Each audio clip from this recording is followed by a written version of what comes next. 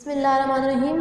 Class I am your physics teacher. हम EMT के course का 5th चैप्टर डिस्कस करने जा रहे हैं जिसका नाम है कैपेसिटर्स एंड डाई इलेक्ट्रिक्स। सबसे पहले हम देखते हैं कि कैपेसिटर्स क्या होते हैं। जिस तरह अगर पानी का फ़्लो हो रहा हो तो हम पानी की फ़्लो को स्टोर कर लेते हैं, देन हम उसको यूटिलाइज़ कर सकते हैं। इन द सेम वे अगर किसी जगह पे करंट का फ़्लो हो रहा हो तो हम करंट की फ़्लो को भी स्टोर कर सकते हैं, देन हम उसको यूटिलाइज़ कर सकते हैं। कैपेसिटर्स हमारे पास ऐसी डिवाइसेस होती हैं जो कि करंट को स्टोर करती हैं या चार्जेस को स्टोर करती हैं। बाद में जब हमें इन्हें यूटिलाइज़ करना होता है तो ये डिस्चार्ज हो जाते हैं।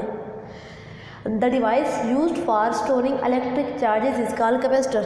ऐसी डिवाइस जिसमें हम इलेक्ट्रिक चार्जेस को स्टोर कर सकते हैं उसको हम क्या कहते हैं, कैपेसिटर्स। दूसरे लफ्ज़ों में हम ये भी कह सकते हैं कि ऐसी डिवाइस जिसके अंदर हम करंट को स्टोर करते हैं, या ऐसी डिवाइस जिसके अंदर हम इलेक्ट्रिक फील्ड को स्टोर करते हैं, या ऐसी डिवाइस जिसके अंदर हम इलेक्ट्रिकल एनर्जी को स्टोर करते हैं, उसको हम क्या कहते हैं, कैपेसिटर्स। सोचने की बात यह है कि बैटरीज़ के होते हुए हमें कैपेसिटर्स की ज़रूरत क्यों पेश आई। बच्चों, जो बैटरीज़ होती हैं उनकी स्टोरेज तो ज़्यादा होती है कैपेसिटर से, बट करंट प्रोवाइड करने का जो रेट होता है उनका वो स्लो होता है, वो करंट इतने जल्दी प्रोवाइड नहीं करती।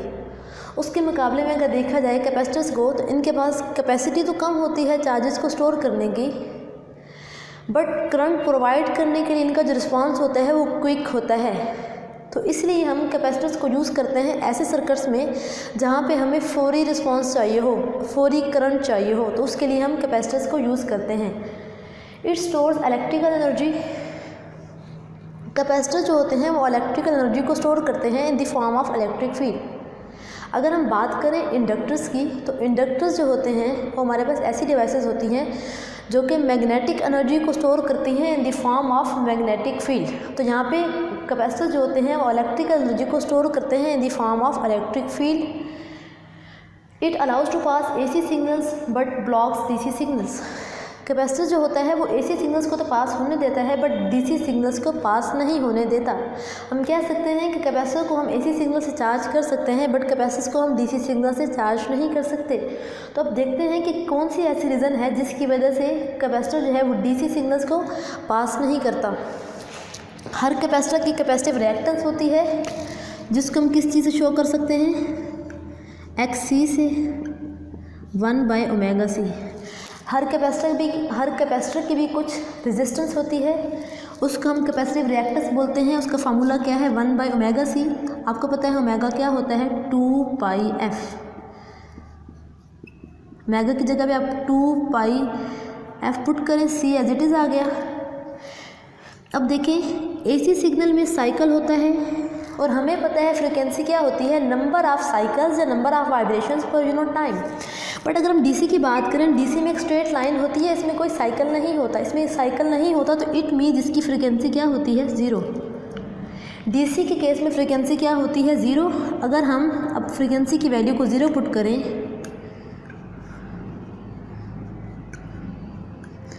XC हमारे पास क्या हो जाएगा, 1/0 और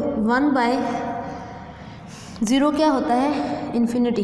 XC की वैल्यू क्या आ गई, इन्फिनिटी। मतलब हमारे पास जो कैपेसिटिव रिएक्टेंस है वो इनफाइनाइट हो गई। कैपेसिटिव रिएक्टेंस जो है वो बहुत ज़्यादा हो गई है। इसको हम R भी कह सकते हैं क्योंकि ये रेजिस्टेंस होती है। अगर हम फार्मूला देखें तो V किसके बराबर होता है, IR। I किसके बराबर होता है, V/R। अगर R की वैल्यू इन्फिनिटी पुट करें तो करंट क्या हो जाएगा, 0।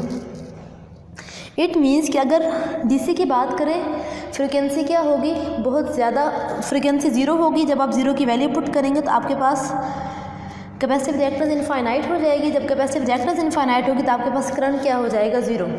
अब हम बात करते हैं कि कैपेसिटर को चार्ज किस तरह से किया, किस तरह से होती है। 2 कंडक्टिंग मटेरियल की प्लेट्स होती हैं, मेटल की 2 प्लेट्स होती हैं, इनके दरमियान में कोई इंसुलेटर रखा हुआ होता है या कोई डाई इलेक्ट्रिक मीडियम रखा हुआ होता है, जिसको हम डिस्कस नहीं करेंगे क्योंकि इस चैप्टर का सेकंड पोर्शन जो है वो डाई इलेक्ट्रिक से रिलेटेड है, तो वहाँ पे हम जाकर डिटेल डिस्कशन करेंगे। 2 कंडक्टिव मटेरियल की प्लेट्स हैं जिन पे पहले कोई चार्ज मौजूद नहीं है, क्योंकि इसके अंदर जितने पॉजिटिव चार्जेस हैं उतने ही नेगेटिव चार्जेस हैं। इस प्लेट पे भी जितने पॉजिटिव चार्जेस हैं उतने ही नेगेटिव चार्जेस हैं। इन पे कोई चार्ज नहीं है जब तक हमने इनको बैटरी से कनेक्ट नहीं किया हुआ। अब हम क्या करेंगे, इसको बैटरी से कनेक्ट करेंगे तो इस प्लेट के अंदर नेगेटिव चार्जेस मौजूद होंगे, इलेक्ट्रॉन्स मौजूद होंगे और इलेक्ट्रॉन्स क्या होंगे, बैटरी के पॉजिटिव टर्मिनल की तरफ अट्रैक्ट होंगे। ये इलेक्ट्रॉन्स हैं जो कि मूव कर रहे हैं बैटरी के पॉजिटिव टर्मिनल की तरफ।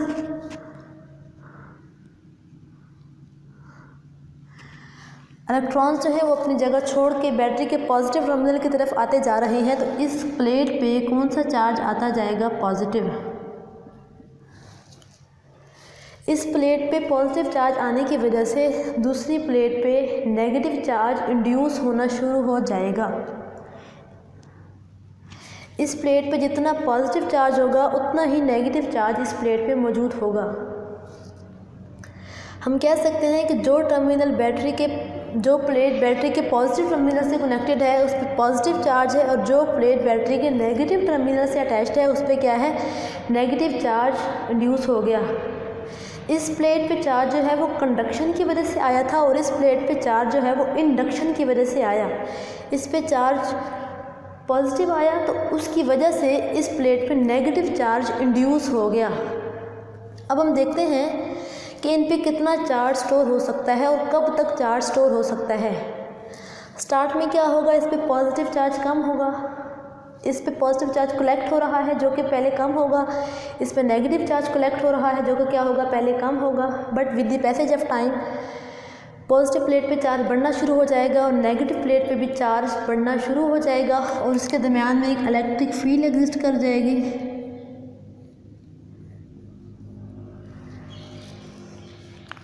बैटरी का पोटेंशियल क्या है, V। एक टाइम ऐसा आएगा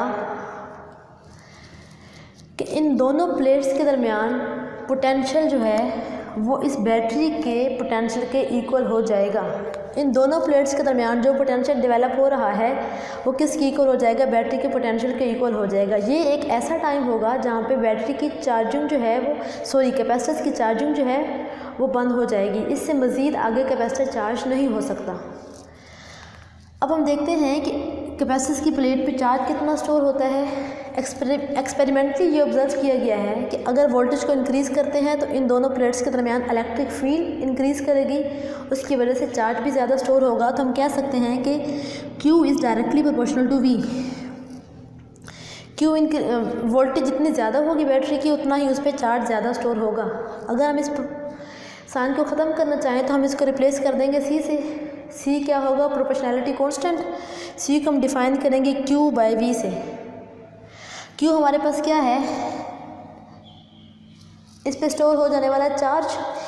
Q जो है वो किसी एक प्लेट पे मौजूद चार्ज है, क्योंकि जितना इस पे पॉजिटिव चार्ज है उतना ही इस पे नेगेटिव चार्ज है, तो हम सिर्फ एक प्लेट का चार्ज कंसिडर करेंगे जिसका हमने क्या बोल दिया, Q चार्ज बोल दिया।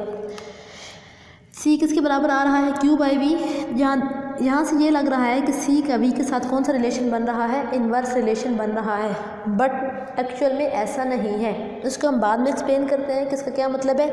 सबसे पहले हम देख लेते हैं कि C क्या होती है। ये हमारे पास कैपेसिटी होती है या कैपेसिटेंस होती है, जो कि ये बताती है कि किसी एक कैपेसिटर में कितना चार्ज स्टोर हो सकता है। ये चार्जेस के स्टोर करने की सलाहियत को बताती है कि कैपेसिटर्स कितना चार्ज स्टोर कर सकते हैं। हम इसको किस तरह से डिफाइन करेंगे, C को, charges stored on one of the capacitor plate,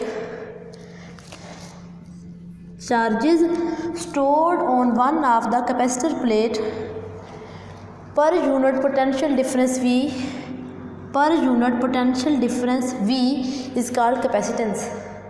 कि मतलब कैपेसिटर की एक प्लेट पे जितना चार्ज स्टोर हुआ है पर यूनिट पोटेंशियल डिफरेंस वो किसके बराबर आ रहा है, कैपेसिटेंस के। सिंपल वर्डिंग में हम इस तरह कह सकते हैं कि ये कैपेसिटर की सलाहियत को बताता है कि कैपेसिटर कितना चार्ज स्टोर कर सकता है। अब हम इसके यूनिट की तरफ बढ़ते हैं कि इसका यूनिट क्या होता है। इसका यूनिट फेरेड होता है। फेरेड को हम किस तरह से डिफाइन करते हैं, Q की जगह पे आप 1 कूलम पुट करें और पोटेंशियल की जगह पे आप 1 वोल्ट पुट करें, तो आप 1 फेरेड को किस तरह से डिफाइन करेंगे कि अगर बैटरी का पोटेंशियल 1 वोल्ट हो और चार्ज जो है 1 कूलम स्टोर हो रहा हो, तो इट मीन्स उसकी कैपेसिटेंस क्या होगी, 1 फेरेड होगी। 1 फेरेड जो है एक बहुत बड़ा यूनिट है। हम उसके छोटे यूनिट्स को डिस्कस कर लेते हैं, माइक्रोफैरड, पिकोफैरड एंड नैनोफैरड। माइक्रो क्या होता है 10⁻⁻⁶, पिको क्या होता है 10⁻⁻12 एंड नैनो क्या होता है 10⁻⁻9। फैरड जो है वो बड़ा यूनिट था, तो हम उसको छोटे यूनिट्स को भी यूज़ कर सकते हैं जो कि माइक्रोफैरड, पिकोफैरड एंड नैनोफैरड होते हैं। अब आ जाते हैं इस पॉइंट की तरफ। यहाँ से तो ऐसे लग रहा है कि अगर वोल्टेज इंक्रीज़ होगी तो आपकी कैपेसिटेंस डिक्रीज़ होगी, बट इन रियल ऐसा नहीं है, क्योंकि C जो है हमने क्या बोला, C जो है प्रोपोर्शनैलिटी कांस्टेंट है, जो कि कांस्टेंट है, इससे चेंज नहीं होना। अगर हम V को इंक्रीज़ करेंगे तो Q भी इंक्रीज़ होगा, ताकि हमारे पास C क्या रहे, कांस्टेंट। सिमिलरली अगर हम V को डिक्रीज़ करते हैं तो Q भी क्या होगा, डिक्रीज़ होगा, ताकि C क्या रहे, कांस्टेंट। तो फिर कौन से ऐसे पैरामीटर्स हैं जिन पे कैपेसिटेंस डिपेंड करती है, तो वो पैरामीटर्स क्या हैं। कैपेसिटेंस की एक और फार्मूला है C = A∈R/D। कैपेसिटेंस डिपेंड करती है एरिया ऑफ द प्लेट पे।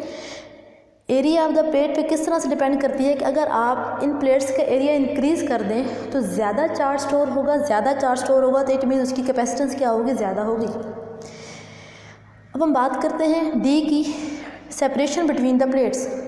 अगर इन दोनों प्लेट्स के दरमियान में डिस्टेंस जो है वो इंक्रीज़ हो जाए तो क्या होगा, चार्ज कम स्टोर होगा, उसकी कैपेसिटेंस क्या होगी, डिक्रीज़ होगी।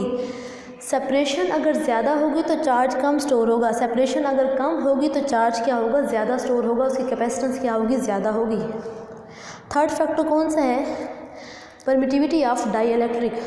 जो डाई इलेक्ट्रिक मीडियम हमने दरमियान में रखा हुआ है उसकी परमिटिविटी की वैल्यू पे कैपेसिटेंस डिपेंड करती है। अगर उसकी परमिटिविटी की वैल्यू ज़्यादा है तो कैपेसिटेंस ज़्यादा होगी, अगर उसकी परमिटिविटी की वैल्यू कम है तो कैपेसिटेंस क्या होगी, कम होगी।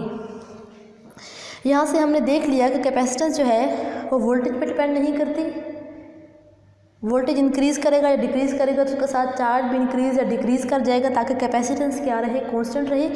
कैपेसिटेंस जो है वो एरिया पे, सेपरेशन बिटवीन द प्लेट्स पे and permittivity of the dielectric medium, इन 3 फैक्टर्स पे डिपेंड करती है।